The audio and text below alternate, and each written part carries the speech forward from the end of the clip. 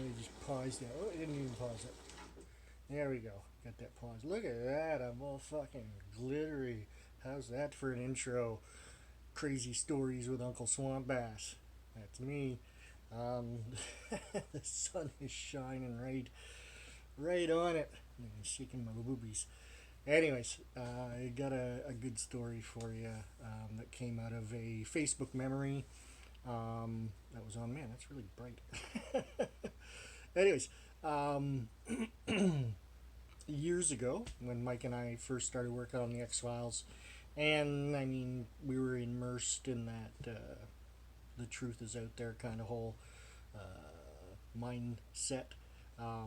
But we got into like the whole alien thing. Mike had come up with a synopsis for an alien abduction horror movie that I was working on a script for called Terror Terrestrial, and Mike was sculpting these like little baby alien. You call them fetuses, I guess. They were pretty small. I don't know how big an alien gray is. But yeah, so these little, as pictured that you'll see with the post, that was one of them. And so he sculpted these, and the idea was, and Mike was working on different model kits at the time. Basically mold the model kits and then, make copies out of them that people could put together and sell or buy. So the photograph was more or less just as like for advertisement purposes, and really this was even before we had access to the internet. So it would have been like for a magazine or something like that. Anywho, uh, later on, once the internet, with the advent of the internet, and after Mike and I left working at Toby's shop, we had some ideas about doing a website, loserbrothers.com, which was kind of a joint effort between the both of us, Mike doing the special effects stuff and me doing writing. And started talking about having a website, and so we got pictures scanned and things like that. Anyway, so that picture of the alien baby made it its way onto the internet. I had pictures of it on my personal website that I had back in the day, demonics.net. And I had also done a website for Mike as well, like a portfolio website, and had those pictures on there. So fast forward years later, that was back in like 1998, 1999 kind of thing, and I can't rightly recall what year it was that I would have stumbled across this.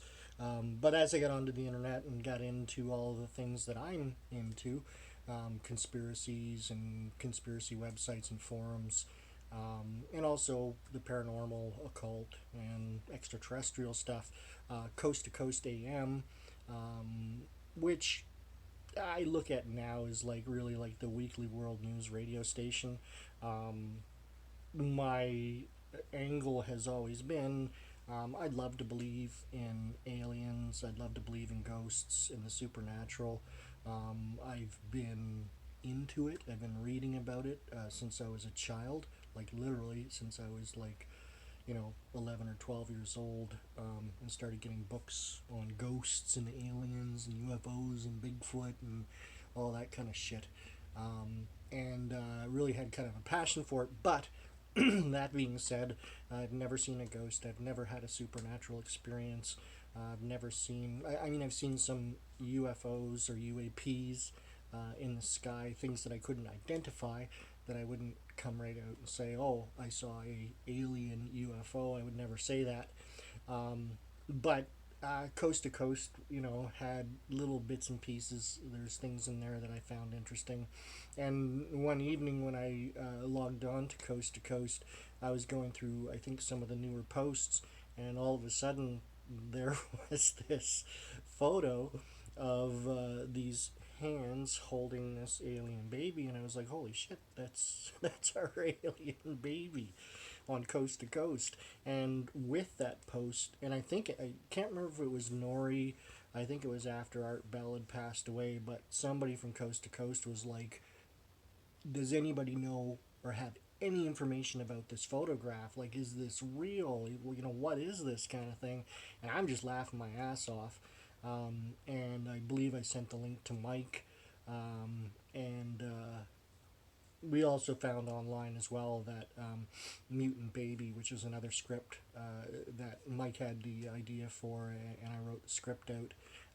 Mutant Baby, there was a prototype that we did, 2.0. Marilyn Manson got the first prototype of Mutant Baby, and then the second Mutant Baby we had photos of, and that ended up on the internet as well, which was pretty funny. Not on Coast to Coast, but somewhere else.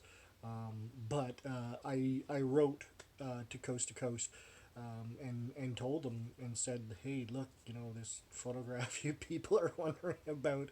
Well, that's me wearing a pair of surgical gloves and then the white. And it wasn't like a medical smock or anything like that. It was just a white long sleeve shirt that I had, and yeah, the latex gloves and that's all that it was. And sent them this note about the alien. I don't even remember if I heard back from them, and I do think that I actually tried to call in as well, because I thought it would have been great to get on the air, coast to coast, and sadly break the news that what you're looking at was really just made from a product called Super Sculpey, which is something that special effects and sculptors use to make maquettes, the small versions of larger things that they're going to fabricate. So that's a quick little crazy story from Uncle Swampass about the alien baby and coast to coast that turned out not to be. Hope everyone's well. Hope you're really digging the disco disco version of this episode. Anyways, take care, and I'll try and think of some more crazy stories for you.